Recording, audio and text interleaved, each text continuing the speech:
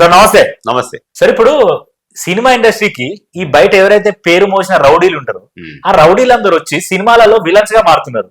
అంటే ఎట్లా సాధ్యమవుతుంది అసలు? దీనికి బ్యాక్ స్టోరీ ఒకటి చెప్పాలి. ఓకే. మన కోడి రామకృష్ణ అనే డైరెక్టర్ ఉన్నాడు ఒక ఆయన, ఓకే, చనిపోయాడు. చాలా మంచి డైరెక్టర్, అద్భుతమైన డైరెక్టర్. దాసరి గారి శిష్యులలో రవిరాజ్ శెట్టి వాళ్ళందరి తర్వాత ఈయన మంచి మంచి సినిమాలు చేశాడు. ఇంట్లో రామయ్య, ఈదులో కృష్ణయ్య అని ఎవరితో మన చిరంజీవికి లైఫ్ ఇచ్చాడు ఆయన. అవునవును, చాలా మంచి సినిమాలు తీశాడు. అంకుశం, ఇట్లాంటివన్నీ మంచి పవర్ఫుల్ డైరెక్టర్. తలకు గిట్టు కట్టుకుంటాడు. కాబట్టి ఆయన ఇక్కడ హైదరాబాద్ లో షూటింగ్ చేస్తున్నప్పుడు ఆయనకి ఏదో ఫ్యామిలీ ప్రాబ్లం వచ్చింది. ఆయనకు 2 భార్యలని చెప్తారు. వాళ్ళలో ఒకరు ఈయన మీద దాడి చేయాలనే ప్రయత్నం చేస్తూ ఉంటే ఈయన తెలివిగా ఏం చేశాడు, మన రామరెడ్డి, అంశం రామరెడ్డి వాళ్ళ షూటింగ్ చేస్తా బాగున్నాడు ఆయన అని ఆయన లాక్కొచ్చాడు. దాని తర్వాత రాజధాని అనే సినిమా అనుకుంటా, ముక్కా నరసింహరావు అని పార్సిగుట్ట ఏరియాలో చాలా పెద్ద రౌడీ, పేరు మోసిన రౌడీ, అతన్ని తెచ్చాడు. మళ్ళా శ్రీశైలం యాదవ్, వీళ్ళందరూ అంటే నిజ జీవితంలో రౌడీలు ఉండి సినిమా ఇండస్ట్రీకి వచ్చినానుకో, ఇక్కడ షూటింగ్ జరుగుతుంది, నువ్వు హీరో, నేను డైరెక్టర్, మన షూటింగ్ ఏమి డిస్టర్బ్ కాకుండా ఉండాలంటే ఓ రౌడీ ఉన్నాడు అనుకో, రౌడీతో పాటు 10 మంది రౌడీలు ఉంటారు. వాళ్ళు ఎవరు వచ్చి ధైర్యం చేయలేరు కదా, అలా రౌడీ సెట్ లో ఉన్నాడంటే ఎవరు రాలేరు కదా. అట్లా భద్రత కోసము ఆయన వీళ్ళందరినీ తీసుకొచ్చిండు అనే ఒక మాట అయితే ఉంది.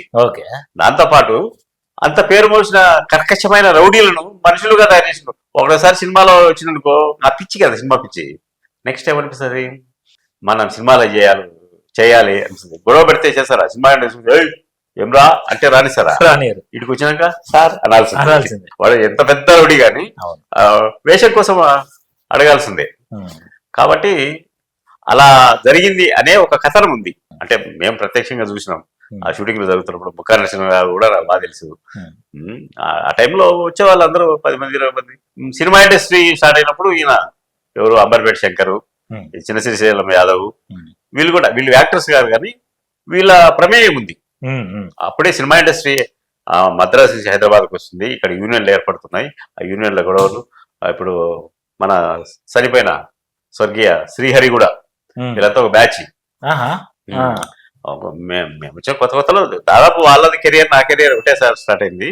మేము చూసాం, తెల్లారా చూసాం. ఇక్కడ ఆర్టిస్టులను కొట్టడము, ఏదో ఒకటి గొడవ, యూనియన్ గొడవ, ఇట్లాంటివన్నీ జరిగినాయి. ఆ విధంగా బాలీవుడ్ లో మాఫియా ప్రమేయం ఎట్లా ఉందో ఇక్కడ కూడా రౌడీల ప్రమేయం ఉంది.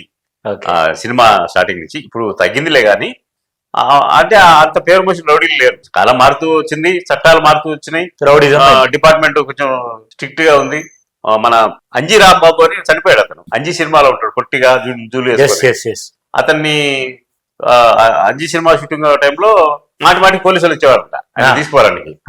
ఈయన పోయి చిరంజీవి దగ్గర పోయి సార్ అంటే చిరంజీవి పిలిచి, లేదా వాడు మారిపోయిండు, మంచిగా ఏంటి ఇప్పుడు ఏం చేయడం లేదు అని కేసులు కొట్టేపించినట్టు ఆయన. సో అట్లా కూడా కొంతమంది మారిండ్రు. అంటే సినిమా ఇండస్ట్రీలోకి రౌడీలు ఎలా వచ్చారు అంటే రౌడీజం చేసి రాలేదు, వీళ్ళ సెక్యూరిటీ కోసం తెచ్చుకున్నారు వాళ్ళు. సో ఇప్పుడు బౌన్సర్స్ ఎట్లనో అప్పుడు రౌడీలను, అంటే ఆ రౌడీలకు మైండ్ ఉండేది, బౌన్సర్లకు మైండ్ లేదు. వీళ్ళ ఆకార పుష్టి నైవేద్య నష్టి, ఎవరిని ఎట్ట చేయాలన్నా కూడా తెలియదు. నేనే ఒకసారి రాశాను వీళ్ళ బౌన్సర్ల గురించి, వచ్చి కాలు పట్టుకున్నారు. అంతేనా? ఐడియల్ బ్రెయిన్ అనే దాంట్లో నేను ల్యాప్టాప్ పెట్టుకుని పోతా ఉంటే నన్ను ఎత్తి ఇట్ట పక్కన పెట్టాడు. నాదెంత బాడీ, వాడెంత ఉంటాడు, 6 అడుగులు ఇంత ఉంటాడు, వాడిని కొట్టలేరు. నోరైతుందిగా తిట్టి ఆ కసితో పోయి రాసిన బౌన్సర్ లో ఓవర్ యాక్షన్ అని. అప్పుడు ఐడియల్ బ్రెయిన్ అనేది మంచి ఫామ్ లో ఉంది, అందరూ ఫాలో అయ్యేవాళ్ళు సినిమా ఇండస్ట్రీ మొత్తం. రాసేపటికి 5-6 మంది వచ్చారు బౌన్సర్లు, వచ్చి కాలు పట్టుకుంటాం, సార్ ఐటమ్ తీసేయండి, మా నోటికాడికి పోతుంది అని. కలంని కత్తి చేసి మీరు చేసినంటే అవసరం, మరి నాకు జరిగిన అవమానం. వాడికి శరీరం ఉందని నన్ను తీసే పక్కన పెడితే ఎట్టుంటది. అంటే మనం రౌడీలం కాదు. పోయి లేచి కరాటే లేచి అని కొట్టడానికి లేదు. వాడే కొట్టే కూడా సగం దెబ్బకి తెచ్చిపోతాం. అంతే సార్. అట్లా ఆ రౌడీలు ఇలా మారిపోయారు అనమాట. అప్పుడు రౌడీలు పెట్టుకునే వాళ్ళు, బౌన్సర్లు ఎంతమంది బౌన్సర్లు పెట్టుకుంటే అంత ప్రెస్టేజ్ ఇష్యూ.